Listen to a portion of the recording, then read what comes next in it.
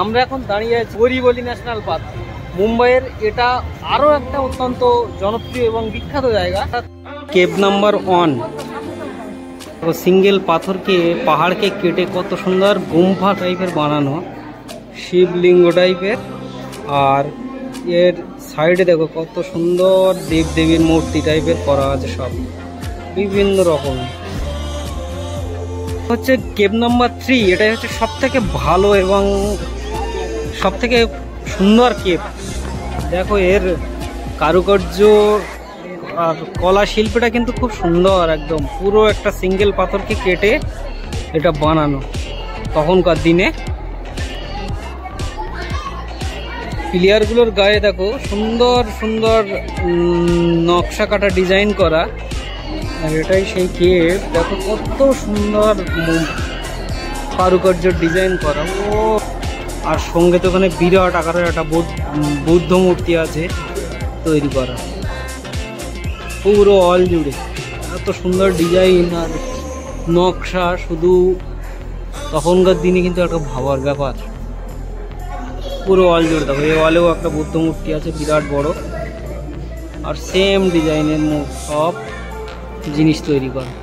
ওই দূরে একটা গুম্ফা, আর এখানটায় সবাই স্নান করছে, পরপর সব গুম্ফা আছে। আর এখানটায় ওরা স্নান ফান করতো তখনকার দিনে, মানে এখানকার 19 সেঞ্চুরিতে এটা এখানটায় সুইমিং পন্ড ছিল। আর এই জঙ্গলের মধ্যে দিয়ে গাড়ি আর বাস চলছে একটা।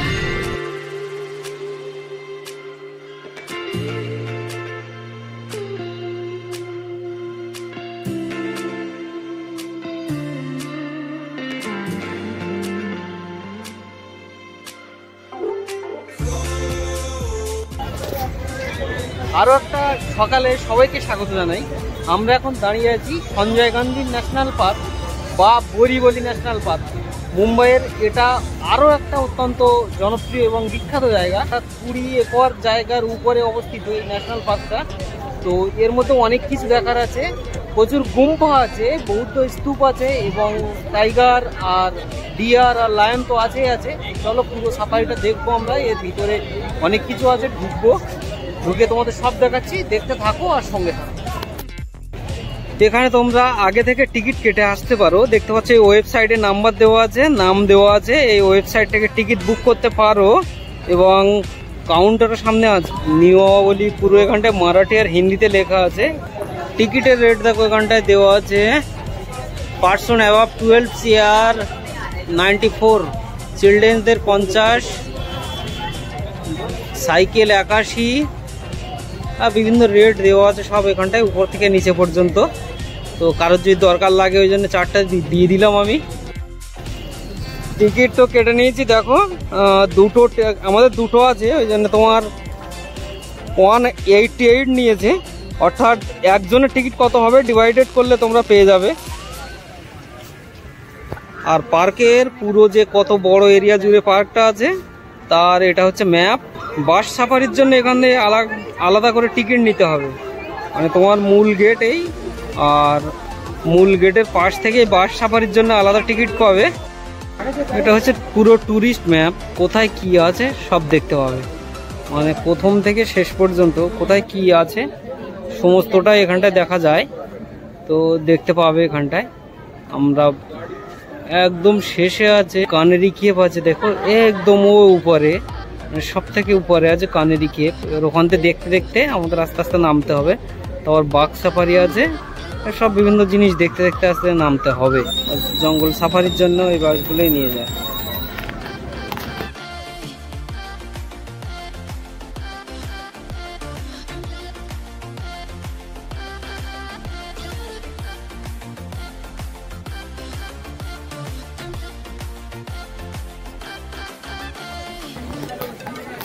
আমরা এখন চলে এসেছি কানেরি কেভসের সামনে। আর আমার পিছনে যে সিঁড়িটা আছে এই সিঁড়িটা দিয়েই উঠতে হবে উপরে। পুরো একটা পাহাড়কে কেটে কিভাবে তোমার বিভিন্ন রকম মূর্তি বলো বা বৌদ্ধ মূর্তি বা দেবদেবীর বিভিন্ন রকম মূর্তি বানিয়েছে, দেখার মতো। তো ওই রাস্তা দিয়ে এবার উঠবো আমরা, 1 কিলোমিটার উপরে উঠতে হবে। আমার বন্ধু একটা দেখো এখানে খাওয়া খাওয়াই শুরু করেছে, তখন ফোনটা নিয়ে পালা, এটা একটু প্রবলেম। কলা খাচ্ছে বাবু।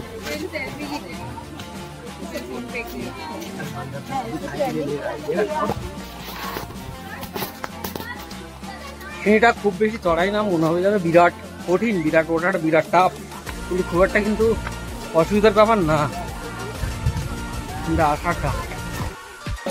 কানারি কেভসে ঢোকার জন্য দেখতে পাচ্ছ এখানটায় আবার টিকিট, এখানটা 25 টাকা হচ্ছে ভারতীয়দের জন্য, আর বিদেশিদের জন্য 100 টাকা। তো এই টিকিট, চলো ঢুকি এবার ভিতরে। টিকিটটা কেটে নিলাম আমরা, পার হেড 25 করে নিল, পার হেড 25 করে। আর ঢোকার সঙ্গে সঙ্গে দেখতে পাবে এখানটায় পুরো 3টে ল্যাঙ্গুয়েজে লেখা আছে, হিন্দি, মারাঠি আর ইংলিশ। লেখা আছে এই কেভ সম্বন্ধে বিভিন্ন রকম জানকারি।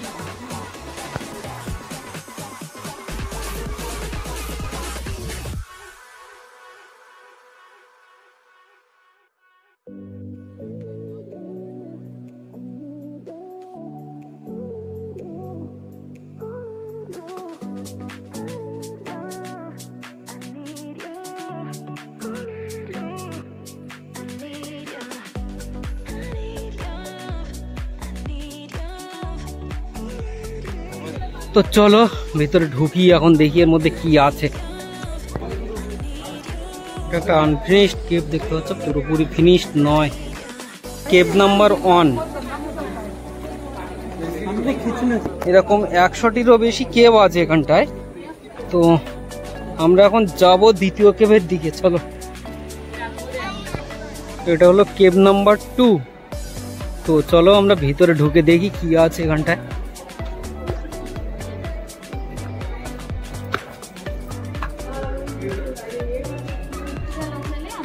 সিক্স সেঞ্চুরির কেভ এটা, মানে এই কেভটা আনুমানিক তৈরি হয় 6 সেঞ্চুরিতে।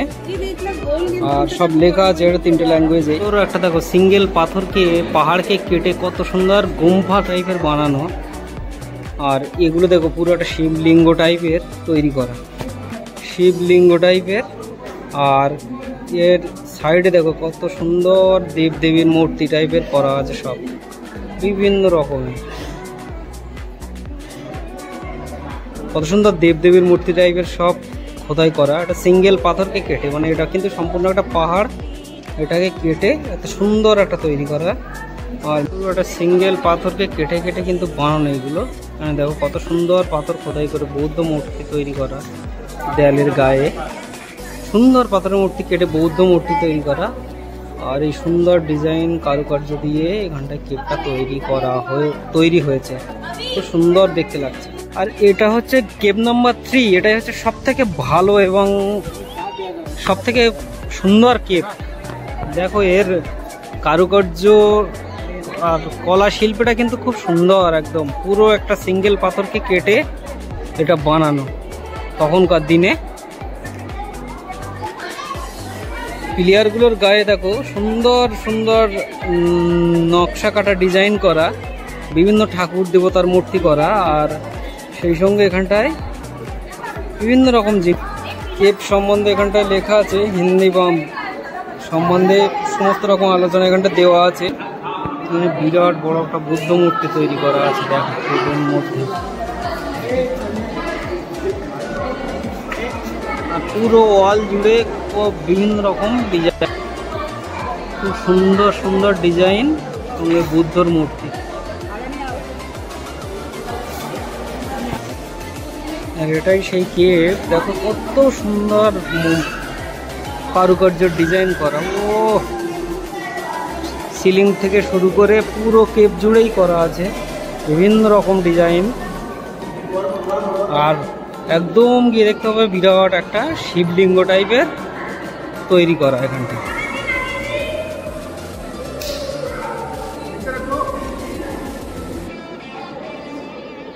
হাতে কেটে পাথর খোদাই করে কিন্তু এগুলো পুরো সব তৈরি করা। এত সুন্দর সুন্দর ডিজাইন দেখো পুরো ওয়াল জুড়ে। আর সঙ্গে তো ওখানে বিরাট আকারের একটা বুদ্ধ মূর্তি আছে তৈরি করা পুরো ওয়াল জুড়ে। এত সুন্দর ডিজাইন আর নকশা, শুধু তখনকার দিনে কিন্তু একটা ভাবার ব্যাপার। পুরো ওয়াল জুড়ে দেখো, এই ওয়ালেও একটা বুদ্ধ মূর্তি আছে বিরাট বড়, আর সেম ডিজাইনের মুখ সব জিনিস তৈরি করা। কেভ নাম্বার 4, এর মধ্যে শুধু একটা বৌদ্ধ গুম্ফা টাইপের করা, খুব সুন্দর ডিজাইনের একটা গোলাকৃতি করা এই তৈরি করা, আর এটায় বুদ্ধ ধ্যানরত অবস্থায় পূজা করছে এরকম করা। আর দেখো প্রতিটা জায়গায় কিন্তু জল বেরোনোর জন্য জায়গা তৈরি করা আছে, জল এখান দিয়ে এসে বের হয়ে সিঁড়ি দিয়ে গিয়ে নিচে যাবে।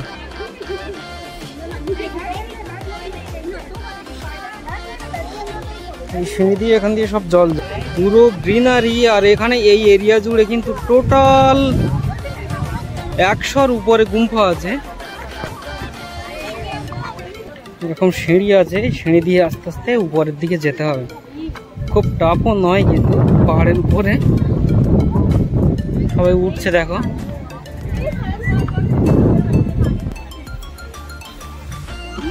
সিঁড়ি দিয়ে উপরে আস্তে আস্তে যতটা টাফ মনে হচ্ছে এতটা কিন্তু নয়, সুন্দর সিঁড়ি।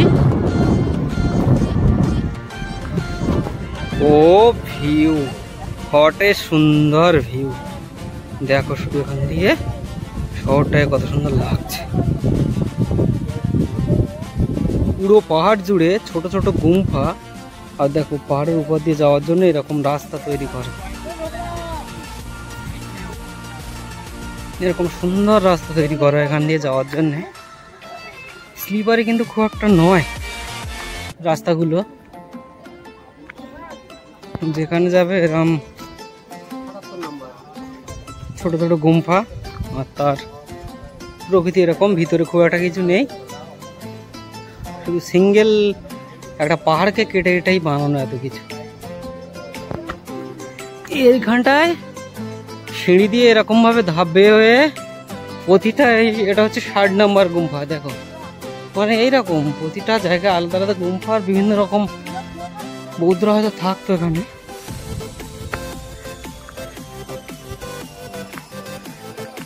এ পাশেও একটা গুম্ফা, ও পাশেও একটা।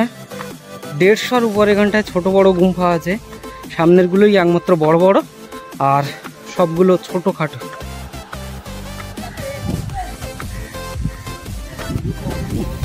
আরে পুরো পাহাড়ের উপর দিয়ে মুম্বাই শহরের বড় বড় হাই রাইজ বিল্ডিং গুলোর মাথা দেখা যাচ্ছে সব, চারিদিকে জঙ্গল। আর পাহাড়ের উপর তো দেখা যাচ্ছে, দেখো এইখানটায় আছে আরবিয়ান সি, আরবিয়ান সি। খাবার দাবার দুপুরের এই ব্যবস্থা আছে, বিভিন্ন রকম জিনিস মেনু আছে, এই খেতে হবে, ড্রাই ফ্রুট সব। তো এখন টিফিন টাইম।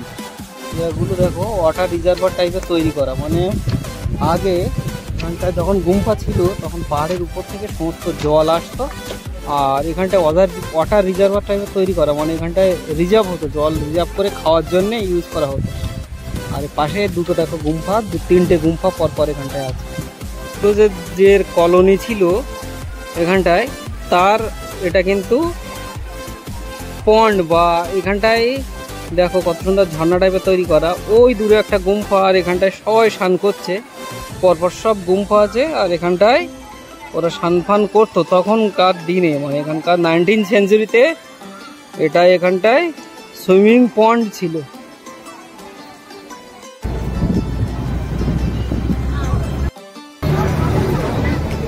পাহাড় থেকে দেখো এখানটায় পুরো জল আসছে, আর এই জলেই কিন্তু বোটিং হয়। এখনো জল নেই এখানটা, যখন বর্ষাকালে ভরপুর জল থাকবে তখন বোটিং শুরু হবে। এপারটাও তাই, এপারেও তাই সেম জল আছে। এই জলেই দেখো মাতামাতি চলছে, এখানে সবাই বেশ মজা নিচ্ছে পাহাড়ের জলের।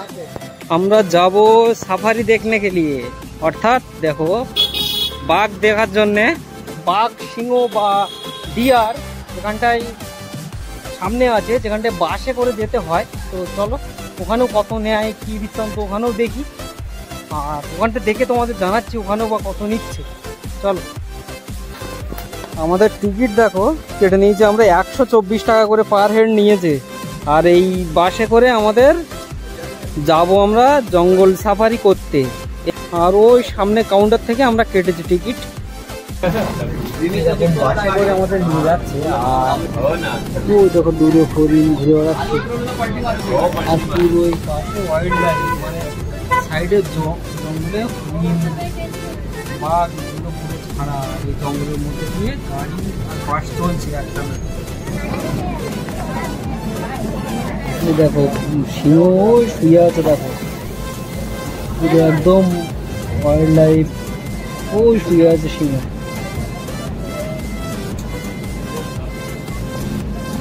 বাঘ এখানটাই এরকম সব ফেন্সিং করা, চারিদিকে কিন্তু এরকম ঘন জঙ্গল আর চারিদিকে পুরো ফেন্সিং করা। আর এর মধ্যে দিয়ে গাড়ি যাচ্ছে আমাদের। বাঘ দেখো শুয়ে আছে একদম, বাপ রাজার মতো, রাজার মতো শুয়ে আছে সাহেব।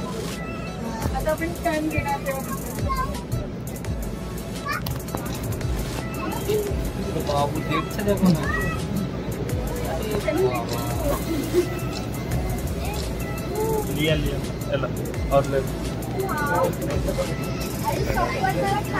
তাকিয়ে দেখছে অদ্ভুত দৃষ্টিতে। একটা এখানে দুভাবে আসা যায়।